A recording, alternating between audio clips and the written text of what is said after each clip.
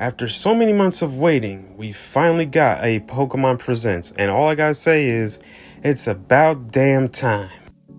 Now, they finally give us a trailer for Pokemon BDSP, and I gotta say, Ilka really delivered on this one because they really updated the graphics. I mean, yeah, they added a bloom effect and some shading, but it looks 10 times better than how it was back in February. In fact, it looks just like Link's Awakening in terms of coloring, shading, and the bloom effect. It really reminds me of Link's Awakening, and that's pretty much a good thing.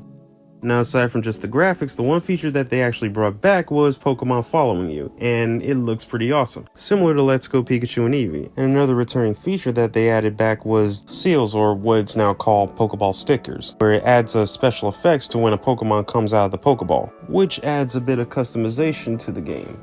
Now, another thing that they added back, aside from just that, was the Union Room, meaning there's going to be no Wycom from Sword and Shield. In fact, there might be a possibility that this isn't going to connect to Sword and Shield.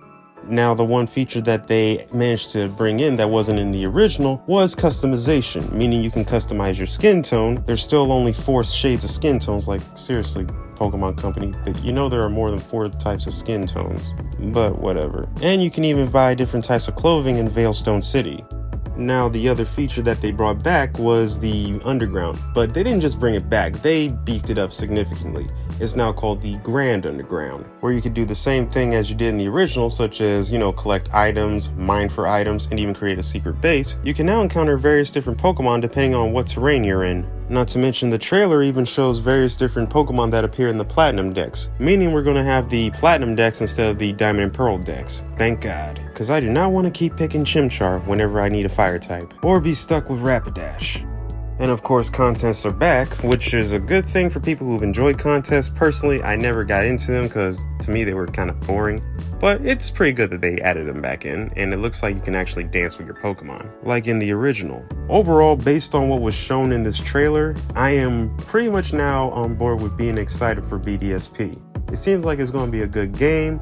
It's going to be a fantastic remake. Part of me hopes that there's going to be the Battle Frontier from Platinum, but based on the map design that was shown, there's probably going to be no Battle Frontier. Oh well, that sucks. But hopefully I'm wrong, only time will tell. Now, aside from just BDSP, the one other thing that they shown that I was really looking forward to was Pokemon Legends Arceus, and I gotta say, Game Freak really delivered on this one. I really loved what they showed. So the trailer shows us more of the ancient Sinnoh region, and it also shows us that Sinnoh wasn't really originally called Sinnoh. It was originally called the Hisui region, and the people currently setting up shop in the Hisui region are called the Galactic Expedition Team. And the village that they basically created was called Jubilife Village, which pretty much means that the first village in the Sinnoh region wasn't Eterna City or Celestic Town. It was actually Jubilife.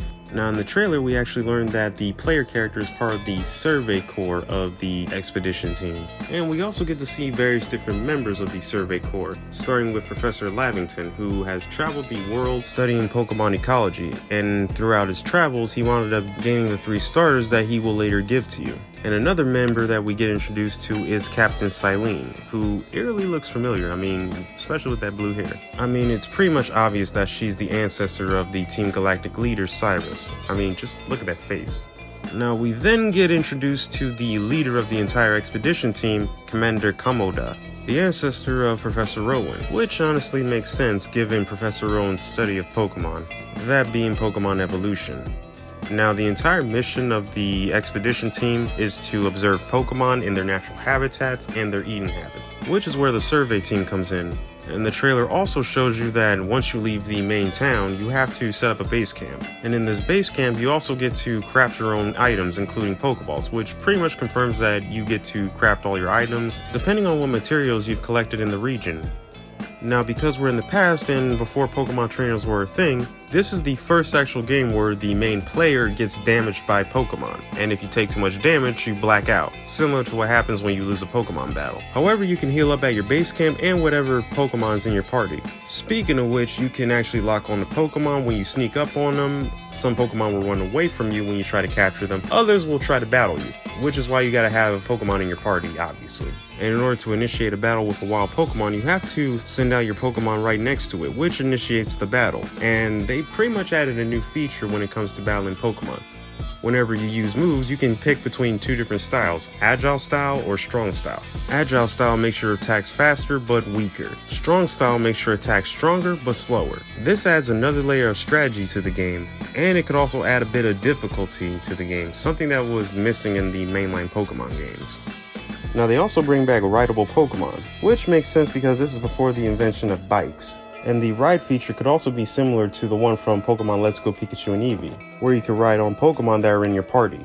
Now the last thing that they showed in the trailer was regional variants, such as ones for Growlithe, Braviary, and evolutions for certain Pokemon, similar to Galarian forms, such as Weirdeer, which is the evolution of Stantler, and Basculegion, which is the evolution of Basculin, the most forgettable Pokemon in Black and White. And I have to say, Basculin looks freaking amazing. Its design and concept is freaking awesome. This is a day one Pokemon for me. This is the one Pokemon that's gonna be on my team in every single playthrough of this game. Although the one thing that's kind of bugged me about all these evolutions and regional variants is why are they in the past version of Sinnoh and not the present version of Sinnoh? Perhaps there'll be a possible explanation in this game when it comes out. So overall, the Pokemon Presents, Game Freak and Ilka really delivered on what information they've shown. They didn't show too much, however, they didn't show too little. They didn't spoil the entire game with one trailer, like they did with Sun and Moon and Omega Ruby and Alpha Sapphire. So overall, I am seriously excited for these games. I can't wait to play Brilliant Diamond and Shining Pearl, and I'm definitely gonna Let's Play it on my channel, so stay tuned for that, as well as Pokemon Legends Arceus. So what do you guys think? Do you guys like the concept for Legends Arceus? Are you guys really finally excited for BDSP? Let me know in the comments below. Don't forget to like this video and share this video. And don't forget to subscribe to the channel and help me get to my goal of 200 subscribers. And I'll see you guys all on the next video. Take care.